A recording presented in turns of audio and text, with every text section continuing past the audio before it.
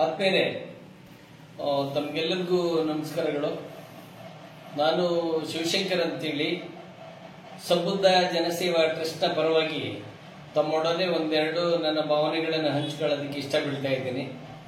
ಏನಪ್ಪ ಭಾವನೆಗಳು ಅಂದರೆ, ಇತ್ತೀಚೆಗೆ ನಾಡಿನ ಸಾಂಸ್ಕೃತಿಕ ಲೋಕದಲ್ಲಿ ಒಂಥರ ಈ ಪೊಲ್ಯೂಷನ್ ಮಾಡುವಂಥ ವಾತಾವರಣ ಹೆಚ್ಚಾಗ್ತಾ ಇದೆ.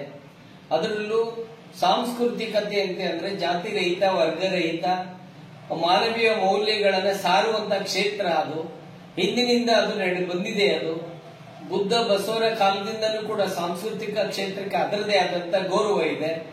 ಆ ಗೌರವವನ್ನು ಮುಂದುವರಿಸಿಕೊಂಡು ಹೋಗ್ತಾ ಇರುವಂಥದ್ರಲ್ಲಿ ನಮ್ಮ ಕನ್ನಡ ನಾಡಿನ ಮೇರು ನಟ ಡಾಕ್ಟರ್ ರಾಜ್ಕುಮಾರ್ ಅವರು, ಮತ್ತೆ ಸಾಹಿತ್ಯ ದಿಗ್ಗಜ ಕುವೆಂಪು ಅವರು, ಹೀಗೆ ಹಲವಾರು ಜನ, ಮತ್ತೆ ಇತ್ತೀಚೆಗೆ ನಮ್ಮ ನಡುವೆ ಇರುವಂತಹ ಹಂಸಲೇಖರವರು, ನಾದಬ್ರಹ್ಮ ಹಂಸಲೇಖರವರು ಸೇರಿದಂತೆ, ಕವಿರಾಜ್ ಸೇರಿದಂತೆ ಹಲವಾರು ಜನ ಸಾಂಸ್ಕೃತಿಕ ಲೋಕದ ಮೌಲ್ಯವನ್ನು ಎತ್ತಿ ಹಿಡಿತಾ ಇದ್ದಾರೆ. ಆದ್ರೆ ಇವತ್ತು ಏನಾಗಿದೆ ದುರಂತ ಅಂದ್ರೆ, ಇತ್ತೀಚೆಗೆ ನಮ್ಮ ಸಂಗೀತ ನಿರ್ದೇಶಕ ಇವತ್ತು ಮಾನವೀಯ ಮೌಲ್ಯಗಳ ವಿಚಾರಗಳನ್ನ ಎಲ್ಲೆಡೆ ಬಿತ್ತುತ್ತಾ ಇರುವಂತವ್ರು, ಪ್ರಜಾಪ್ರಭುತ್ವದ ಮೌಲ್ಯದ ಬಗ್ಗೆ ಜನರಿಗೆ ಅರಿವನ್ನು ಉಂಟು ಮಾಡ್ತಿರುವಂತದ್ದು, ಮತ್ತೆ ನೊಂದ ಜನರ ಬಗ್ಗೆ ಧ್ವನಿಯೇ ಆಗ್ತಾ ಇರುವಂತ ಒಬ್ಬ ಸಾಂಸ್ಕೃತಿಕ ಲೋಕದ ದಿಗ್ಗಜ ಆಗಿದ್ದಾಗ್ಯೂ ಕೂಡ ನಾನು ಸಮಾಜ ಜೀವಿ, ನಾನು ನಾಗರಿಕ, ಮನುಷ್ಯನನ್ನ ಪ್ರೀತಿಸುವಂತ ಸಮಾಜ ಬೇಕು ಅಂತ ಹಾತೊರೆಯುತ್ತಿರುವಂತ ಹಂಸಲೇಖರವರ ಕುರಿತಂತೆ ಕೆಲವು ಜನ ತಿಳಿಗೇಡಿಗಳು ಇತ್ತೀಚೆಗೆ ವಿಚಿತ್ರವಾದಂತ ಮಾತುಗಳನ್ನ ಆಡ್ತಾ ಇರುವಂತದ್ದು ನಿಜವಾಗೂ ಮನುಷ್ಯ ಪ್ರೀತಿಸುವ ಸಮಾಜವನ್ನ ಬಯಸುವಂತ ಪ್ರತಿಯೊಬ್ಬರು ಕೂಡ ದುಃಖಿಸುವಂತಾಗಿದೆ, ತೀವ್ರವಾಗಿ ಖಂಡಿಸಬೇಕಾಗಿದೆ.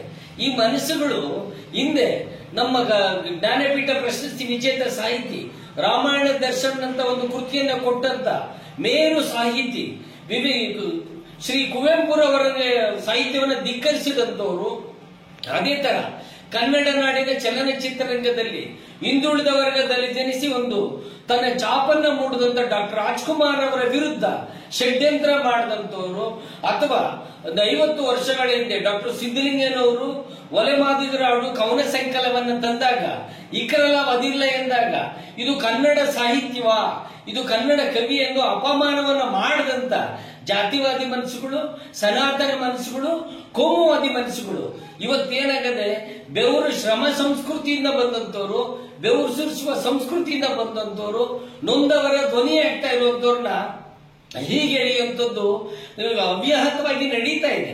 ಅದರಲ್ಲಿ ಈ ಸಾಮಾಜಿಕ ಜಾಲತಾಣದಿಂದ ಒಂದು ಒಳ್ಳೆ ಸಮಾಜ ನಿರ್ಮಾಣ ಆಗಬೇಕಾಗಿದೆ, ನಾಗರಿಕ ಸಮಾಜ ನಿರ್ಮಾಣ ಆಗಬೇಕಾಗಿದೆ, ಪ್ರೀತಿ ಸಮಾಜ ನಿರ್ಮಾಣ ಆಗಬೇಕಾಗಿದೆ. ಅದು ಬಹುತೇಕ ಕುಚೋದ್ಯರು ಸಾಮಾಜಿಕ ಜಾಲತಾಣವನ್ನ ಅನಾಗರಿಕ ಸಮಾಜ ನಿರ್ಮಾಣ ಮಾಡೋ ಕಡೆ ಒಂಥರ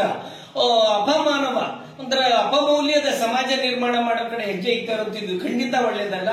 ಹಂಸಲೇಖರ್ ಅವರ ಪರವಾಗಿ ಅವ್ರೇನು ಜಿಟಿವಿನಲ್ಲಿ ಅಂಬೇಡ್ಕರ್ ಅವರ ಬಗ್ಗೆ ಒಂದು ಒಳ್ಳೆ ಮಾತನ್ನ ಆಡಿದ್ರು. ಹನುಮಂತನಂತ ಒಂದು ಹಳ್ಳಿಗಾಡಿನ ಕುಗ್ರಾಮದ ಒಂದು ಹುಡುಗ ಇವತ್ತು ರಾಜ್ಯದ ದೊಡ್ಡ ಕ್ಷೇತ್ರದಲ್ಲಿ ಗಾಯಕ ಆಗಿದ್ದಾನೆ, ಲಂಬಾಣಿ ಸಮುದಾಯದ ಗಾಯಕ ಆಗಿದ್ದಾನೆ. ಅಂದ್ರೆ ಕತ್ತಲಲ್ಲಿ ಇರುವಂತ ಪ್ರತಿಭೆಯನ್ನ ಬೆಳಕಿಗೆ ತರುವಂತ ಶ್ರಮವನ್ನ ನಿಸ್ವಾರ್ಥವಾಗಿ ಪ್ರತಿಫಲಾಪೇಕ್ಷೆ ಇಲ್ಲದೆ ಮಾಡ್ತಾ ಇರುವಂತ ಒಬ್ಬ ವ್ಯಕ್ತಿ ಸಾಂಸ್ಕೃತಿಕ ದಿಗ್ಗಜ ಹಂಸಲೇಖರ್ ಅವರ ಕುರಿತಂತೆ ಹಾಡ್ತಾ ಇರುವಂತ ಮಾತುಗಳು ನಿಜವಾಗೂ ಶೋಭೆ ತರುವಂತದ್ದಲ್ಲ. ಇದು ನಾಗರಿಕ ಸಮಾಜ ತಲೆ ತಗ್ಗಿಸುವಂತದ್ದು.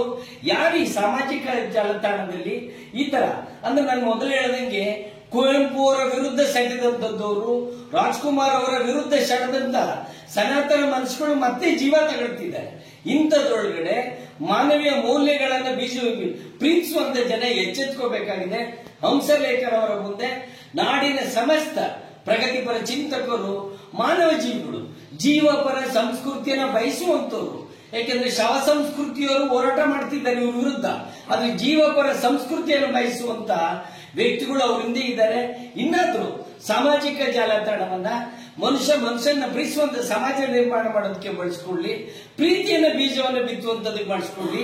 ಜಾತಿ ಬೀಜ ಬಿತ್ತುವಂತ ಬಗ್ಗೆ ಕೆಲಸವನ್ನ ಈ ಸನಾತನವಾದಿಗಳು ಇನ್ನಾದ್ರೂ ನಿಲ್ಲಿಸಬೇಕು ಅಂತ ಹೇಳಿ, ಮತ್ತೆ ಎಲ್ಲರೂ ಕೂಡ ಪ್ರತಿಕ್ರಿಯಿಸಬೇಕು ಅಂತ ಹೇಳಿ ನಾನು ನನ್ನ ಸಂಬುದ್ಧ ಜನಸೇವಾ ಟ್ರಸ್ಟ್ ವತಿಯಿಂದ ಮತ್ತೆ ಅವೆಲ್ಲದಕ್ಕಿಂತ ಹೆಚ್ಚಾಗಿ ಒಬ್ಬ ಕಲಾಪ್ರೇಮಿಯಾಗಿ ಒಬ್ಬ ಸಾಂಸ್ಕೃತಿಕ ಲೋಕದಲ್ಲಿ ಒಬ್ಬ ವ್ಯಕ್ತಿಯಾಗಿ ಕಲಾಪ್ರೇಮಿಯಾಗಿ ಹಂಸಲೇಖರವರಂತ ವ್ಯಕ್ತಿಗಳಿಂದ ನಾವೆಲ್ಲರೂ ಇರೋಣ ಅಂತೇಳಿ ನಾನು ಹೇಳ್ತಾ ಇದ್ದೀನಿ. ಈ ಮೂಲಕ ನನ್ನ ಮಾತನ್ನ ಕೇಳಿದಂತ ತಮ್ಮೆಲ್ಲರಿಗೂ ಕೂಡ ಒಂದು ಜೀವಪರ ಸಂಸ್ಕೃತಿಯನ್ನು ಬಯಸುವಂತ ತಮ್ಮೆಲ್ಲರಿಗೂ ಕೂಡ ವಿನಮ್ರವಾಗಿ ನಮಸ್ಕಾರವನ್ನು ಹೇಳ್ತೀನಿ.